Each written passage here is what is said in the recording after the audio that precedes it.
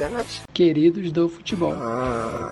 Querido, mano. Você é um querido, mano. Olha só. E se você também é um querido, se inscreva no canal, deixa aquele like e comenta bastante. Vamos pro vídeo. Amanhã tem Corinthians e Flamengo ao vivo na Globo a partir de 3h40 da tarde. Júlia Guimarães traz as informações pra gente agora. Oi, Gil, tudo bem? Um abraço para você e para todo mundo que está ligado no Globo Esporte. Os ingressos estão esgotados para esse jogão de amanhã. Cerca de 45 mil pessoas são esperadas para acompanhar de perto esse Corinthians e Flamengo, que vale vaga na decisão da Copa do Brasil. O Flamengo tem a vantagem do empate, né? Já que venceu a primeira partida no Maracanã, 1-0, com gol do lateral esquerdo Alexandro. Os dois times, durante essa última semana, entraram em campo pelo Campeonato Brasileiro. O Corinthians, aqui mesmo na Arena, goleou o Atlético Paranaense por 5-2 e o Flamengo perdeu, na última quinta-feira, o clássico contra o Fluminense, 2-0. Essa derrota, inclusive, foi a primeira do time sob o comando do técnico Felipe Luiz. E como a chance ali de título no Brasileirão ficou mais distante, a Copa do Brasil ganhou ainda mais importância nessa reta final de temporada para o Flamengo. Sobre as escalações, o Corinthians não vai poder contar com Memphis Depay, já que o atacante holandês não está inscrito na Copa do Brasil. E uma outra notícia importante também é sobre o goleiro Hugo Souza. O Hugo pertence ao Flamengo e está emprestado ao Corinthians até o fim dessa temporada. O Corinthians tinha até ontem para exercer ali o direito de compra do Hugo Souza, o que acabou não acontecendo. Portanto, o Corinthians vai ter que pagar pela terceira vez uma multa de R$500 mil ao Flamengo, se quiser contar com o seu goleiro titular amanhã.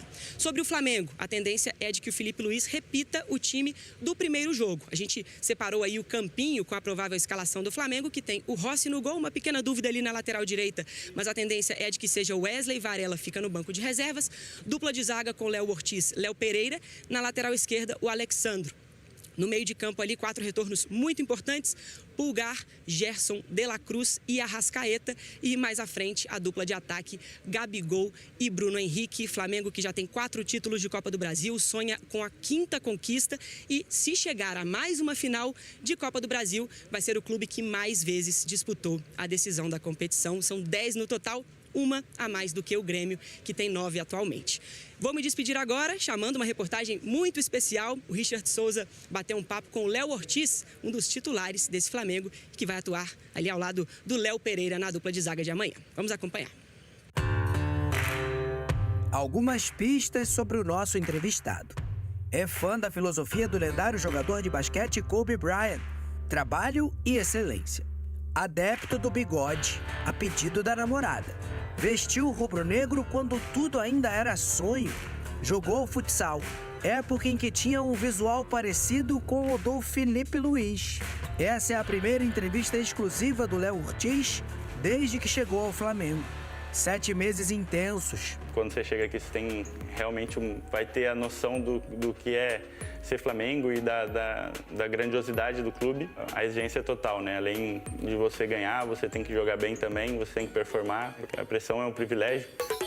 Mas antes de falar do aqui e do agora, um pouco de arquivo nada confidencial. Léo cresceu diante de câmeras e microfones. Leonardo, 4 anos, se inspira no pai e já sabe o que quer ser quando crescer. Gosto de chutar. É, tu gosta de fazer gol? Que nem quem? Nem meu pai. A quadra sempre foi o caminho óbvio, até porque o Léo Ortiz tinha um super exemplo em casa. Um dos maiores jogadores de futsal da história do Brasil. E realmente a trajetória dele começa aqui. Mas o filho seguiu um caminho diferente do pai. A bola e o piso mudaram. E mesmo assim, o sucesso chegou. Teve esse tipo de influência. O Ortiz jogou 10 anos na seleção brasileira. Colecionou títulos, o maior deles, o Mundial de 1992. Carreira brilhante no Brasil, especialmente no Internacional. Prestígio na Europa. Léo tinha 6 anos quando o pai se aposentou. Nunca foi pressionado a fazer a mesma escolha. Se ele vai jogar ou não, aí vai ser uma escolha dele, vai ser de acordo com a condição dele. Jogou na quadra até os 16 anos. Depois foi para o campo, para a base do Inter, atrás de possibilidades. conforme o tempo foi passando, fui evoluindo, fui entendendo e conseguindo usar também as minhas características do futsal no campo. Muitas delas passadas pelo pivô, que tanto maltratou defensores. A hora de saber antecipar o atacante, raciocinar mais rápido e dar o passe rápido ou se movimentar. Virtudes de um zagueiro que começou como volante e que durante boa parte da temporada voltou às origens e jogou improvisado no meio. Foi assim enquanto Tite esteve no comando. Isso me deixou muito feliz também, saber que eu posso corresponder à altura nessa posição, mas óbvio que sempre me deixa mais confortável a minha posição de origem, que é zagueiro, né? Nos 3 jogos com Felipe Luiz, Léo foi titular. Zagueiro contra Corinthians e Bahia. E outra vez volante no Fla-Flu. Somadas as 3 partidas, a precisão dele nos passes foi de 90%. Terreno fértil para uma brincadeira na internet. O camisa 10 da zaga. Levo muito como elogio as minhas características, que são de construir o jogo desde trás, então tento tirar para esse lado e não realmente ser um camisa 10, um Arrascaeta que joga na zaga, né? Ortiz, o pai, continua presente, mas com uma diferença. Hoje ele elogia mais, mas antigamente ele cornetava mais. Léo não dispensa os conselhos, ainda mais num momento decisivo. Amanhã tem o jogo da volta da semifinal da Copa do Brasil contra o Corinthians, em São Paulo.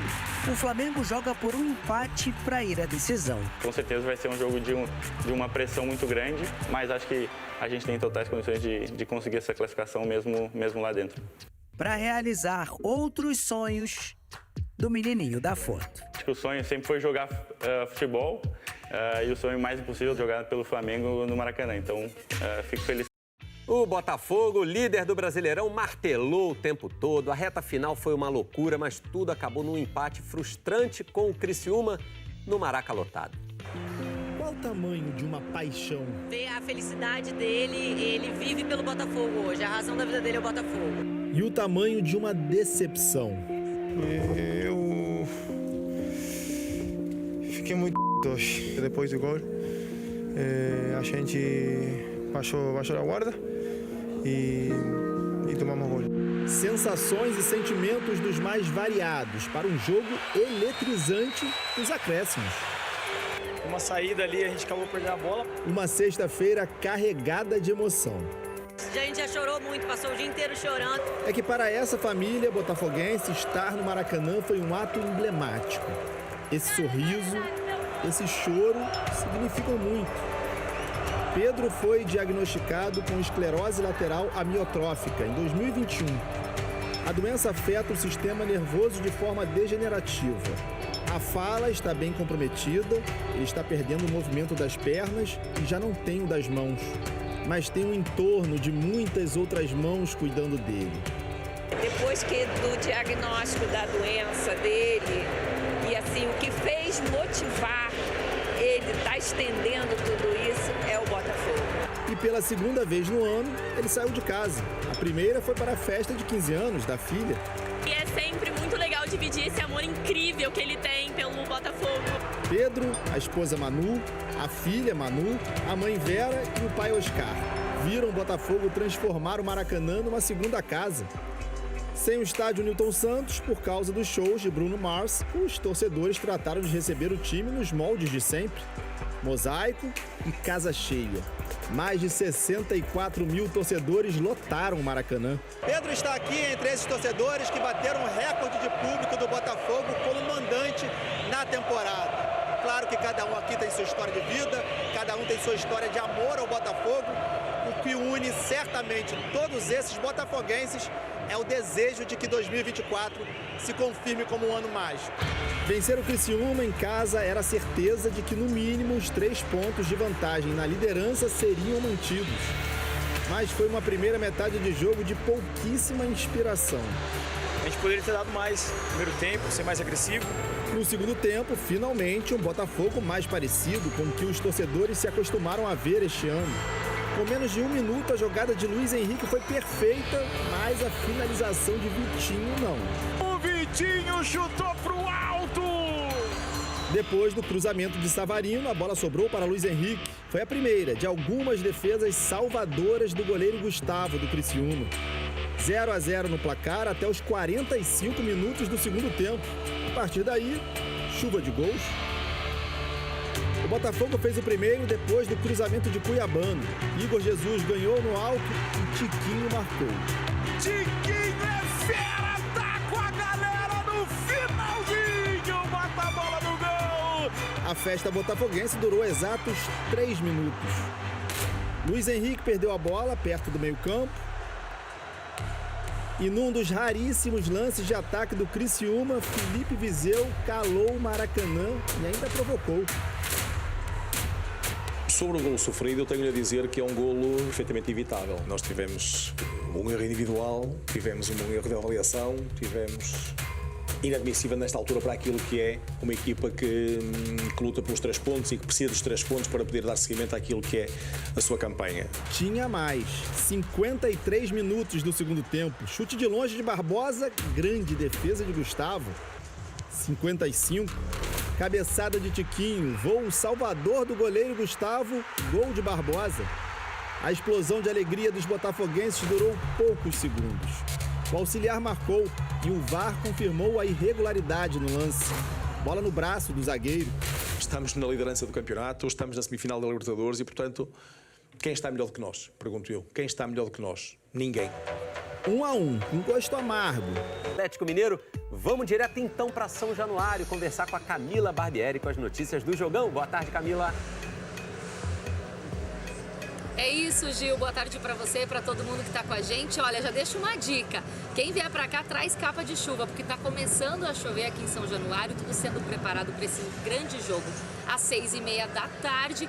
Vale lembrar, né? O Vasco precisa da vitória por pelo menos 2 gols de diferença para se classificar automaticamente. Se vencer por uma vitória simples de 1 gol apenas, a decisão vai para os pênaltis. O Vasco está em busca de uma vitória, até porque faz 7 jogos que não vence. Então tem todo esse fator motivacional, promessa de casa cheia. Aqui 20 mil torcedores são aguardados. Vamos dar uma olhada no campinho para ver como é que vem esse time do técnico Rafael Paiva hoje aqui para enfrentar o Galo.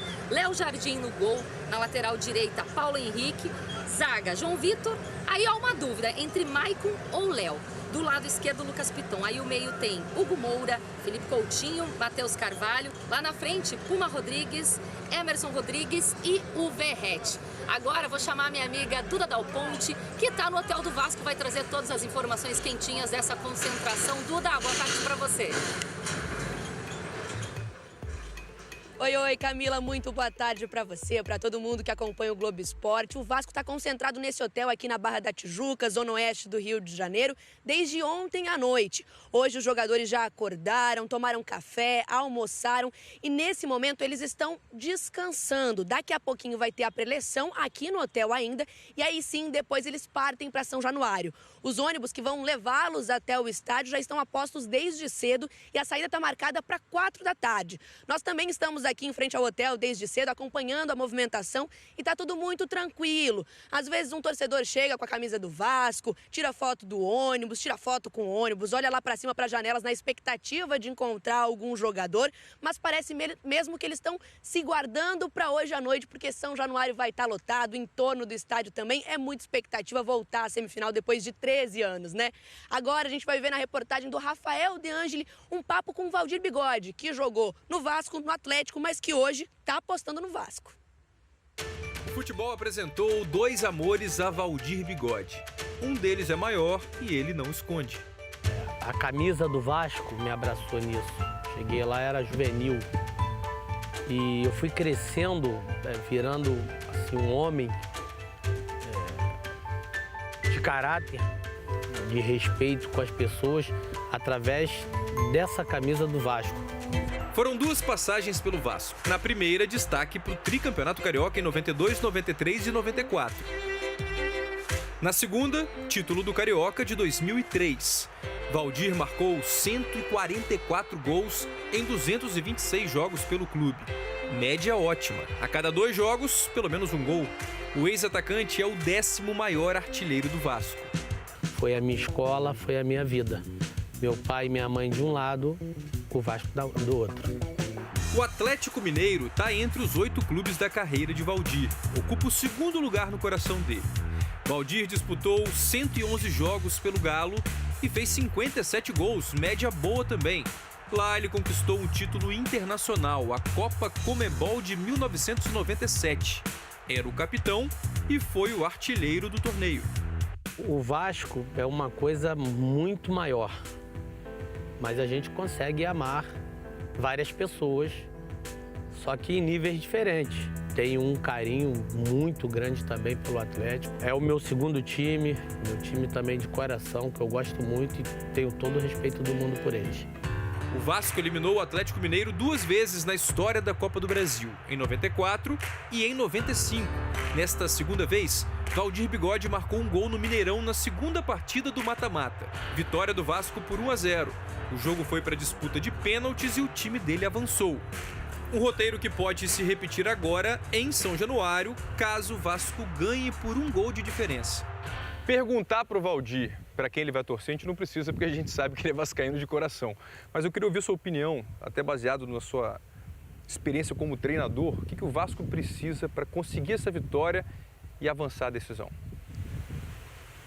Bom, eu acho que o Vasco, por tudo que tem jogado, que não tem sido tão bom, eu acho que o Vasco vai ter que pressionar o tempo todo, vai ter que correr muito.